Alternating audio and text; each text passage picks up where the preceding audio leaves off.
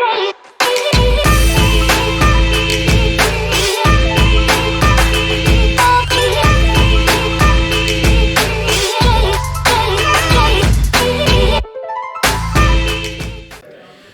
is Jared Parry for Boxing Social in association with William Hill and Empire Fight Store.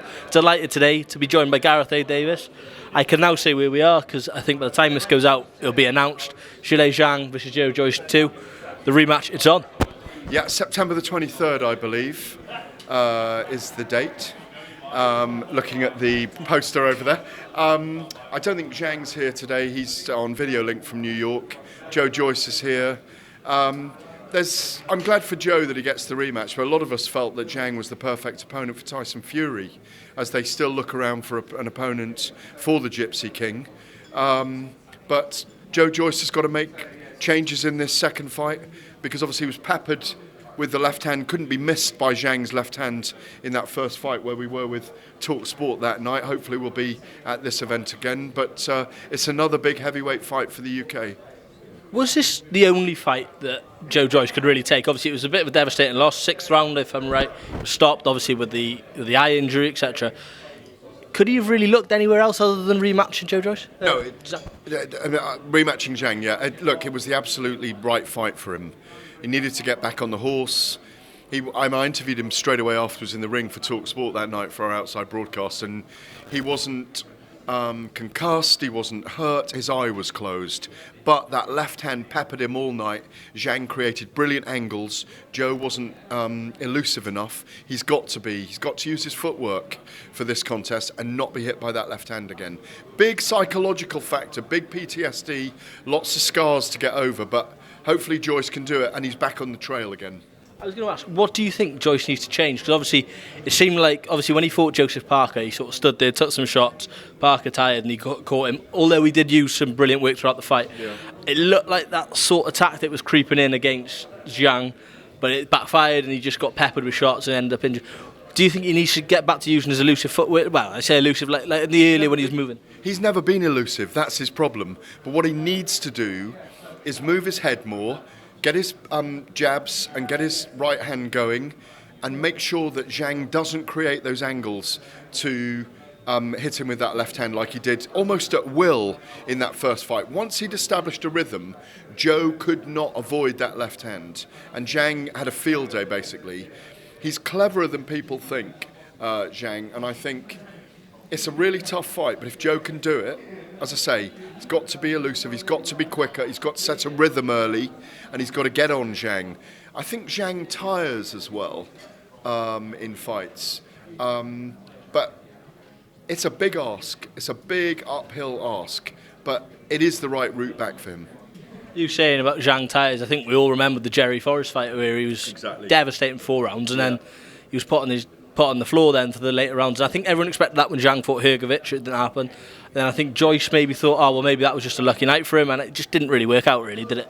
Yeah, I think Zhang was impressive against Hrgovic, but he did tire against Forrest, you're right. But he was beginning to tire in the Joe Joyce fight, or that they feel he was anyway. I feel that he took the 5th round off, as he was actually having a look at Joe, or the 5th or 6th round, having a good look at him. But look, it's a big heavyweight fight. It's a fantastic prospect. Another big bang with Zhang, as we can say. And, the winner puts themselves in the frame again for this scattered chess game, frozen landscape that's out there at the moment with Fury, Whyte, Joshua, Wilder. Yes, we've got Usyk and Daniel Dubois on August the 26th in Poland, but the rest of them at the moment, we don't know what they're doing. So the winner of this puts themselves in the frame, especially if there are Saudi fights happening at the end of the year. You mentioned those names. Obviously, Joshua and Whyte were two that you mentioned there. They seem like they're negotiating a fight. It's one day it's on, one day it's off. The latest we heard, there was a rematch clause, is what Dillian wasn't happy about in the contract. We were told this morning, though, that apparently it's been removed. What's your take on all of this? Well, if it has been removed, he'll sign the contract, but then he'll complain about how much money he's offered. Of course they do. They always complain about how much money they're offered. They always want to be paid more. My view was that Dillian should take the fight anyway. If he beats Anthony Joshua, he's in a fantastic position for a second fight anyway. It shouldn't automatically be a fight with Deontay Wilder in Saudi Arabia. There's no automatics at the moment anyway. I do hope they get that fight on. I think Joshua against Whyte is a huge fight for British boxing, huge grudge fight. Both men are at later stages in their career now. One has a victory in the amateurs, one has a victory in the pros. They're kind of one each, if you like. I think it's a great fight. I hope it gets over the line. While we're staying with the heavyweight, over in the States as well, there's a fight that's being negotiated. Andy Ruiz, Deontay Wilder. Andy Ruiz Sr., I think, came out the other day and said that they've offered a 70-30 split. Wilder's team offered a 70-30 split. He's not overly happy with it. What's your take on that fight? Because that's another brilliant fight, which seems a bit like a semi-final towards a fight with the champions, really. Yeah, it is a semi-final in some ways, but obviously both men have been world champion. Between them, they've held all 4 belts, if you think about it. 70-30 is not a split that Andy Ruiz will take, in my view. 60-40 he might take, but why not make it a 50-50? I don't think it's a 50-50 fight. I see it as a strong Wilder fight. I think he gets to Ruiz. I think Ruiz, since the Joshua victory, has probably reached his pinnacle, his ceiling. He might give Wilder a few difficult rounds, but I think Wilder, outside Tyson Fury, beats everyone, even Usyk. I think Wilder does beat Usyk, because if they fight, I think he gets to him eventually over the 12 rounds. Do you think it's the power with Wilder? That's one thing in his arsenal that no one else can carry like him. He's an uncomplicated, simple boxer with incredible freakish power. He's going to hit you at some point. It doesn't matter how elusive you are, he's going to hit you at some point. And I think, in the Ruiz fight, he might be 4 or 5 rounds ahead, Ruiz. In the Usyk fight, if Usyk fights Wilder, he might be 5-6 rounds ahead. He will get to them at some point. Wilder's like that. So with the heavyweight division again, Tyson Fury, it came out just the other week. He isn't being issued a mandatory. So where does this put Fury? Because obviously everyone wants the undisputed with Usyk. Now that looks off the cards that you said with August 26th, Daniel Dubois. Yeah. Who is left for Fury? Because all these fights are being made. Who is actually left for him? You can rule out Joshua, you can rule out Wilder at the moment, you can rule out Zhang and Joyce, you can rule out Dillian Whyte and Derek Chisora. There's not many other guys out there. Frank Sanchez, number 4 with the WBC. It's a really confusing landscape. Fury's the linchpin of the division right now, and yet there isn't a notable opponent out there for him. We're starting to hear that... I had a chat to George Warren a few weeks ago, and he was saying, we haven't got a full offer from the Saudis. We may even end up creating our own timeline for Tyson Fury. We don't have to be beholden unto what they want to do. And they're right. Yes, they'll want to take the big money if it is available from Saudi, but Saudi are now promoters as well as event organisers. They've just changed, they've just moved over the border slightly into a different area on the promotional game, haven't they? I don't think there is a perfect opponent out there for Fury. As I say, Zhilei Zhang was perfect. If Queensberry had got Joe to step aside, which obviously he didn't want to do, they wanted to honour that contract, they've said that, he can honour that and have that rematch, I think he'd have been the perfect opponent.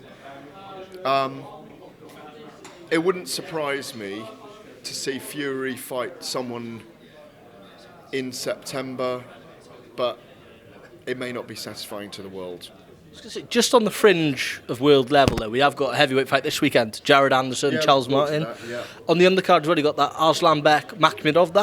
Makhmedov, if he comes through unscathed, that could even be a fight for Fury. He's a problem for anyone. 16-0, I think he is. I interviewed him last week by Zoom for Fight Night Show here at TalkSport. Fantastic character. He's learned English. He's based over in America with Top Rank. He's an unknown quantity. He's a dark horse. He had a lot of amateur fights. He's very mature. He's a tank of a fighter. He's one to watch. I think he's 5 with the WBC. And like you say, I think Michael Hunter, Jared Anderson deals very handily with Charles Martin this weekend. I think gets an early knockout. I was watching him, I don't know if you've seen that video where he's doing some work with Roy Jones Jr.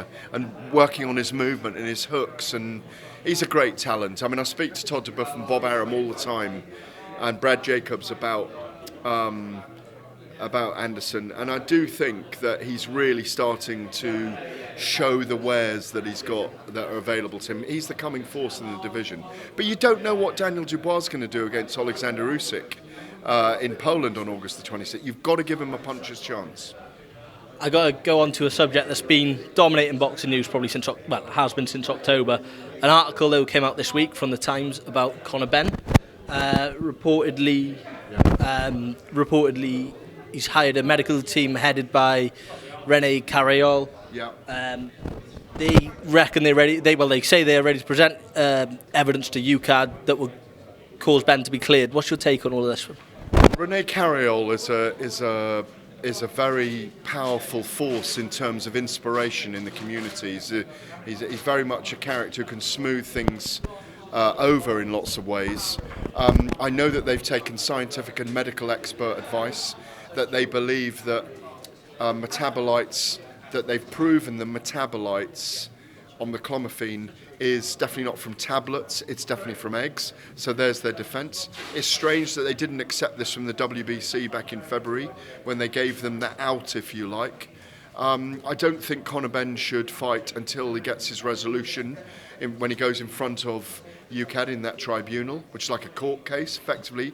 His team, UKAD's team, and the tribunal. Listen, I hope it goes well for him, and I hope they have proven that he's innocent and that it is from eggs. But it's been a whole messy saga. And, you know, because of the way it's played out, it's made it a bigger story than just Conor Benn, because the testing system's been thrown into jeopardy. The testing system is being held up to scrutiny right now.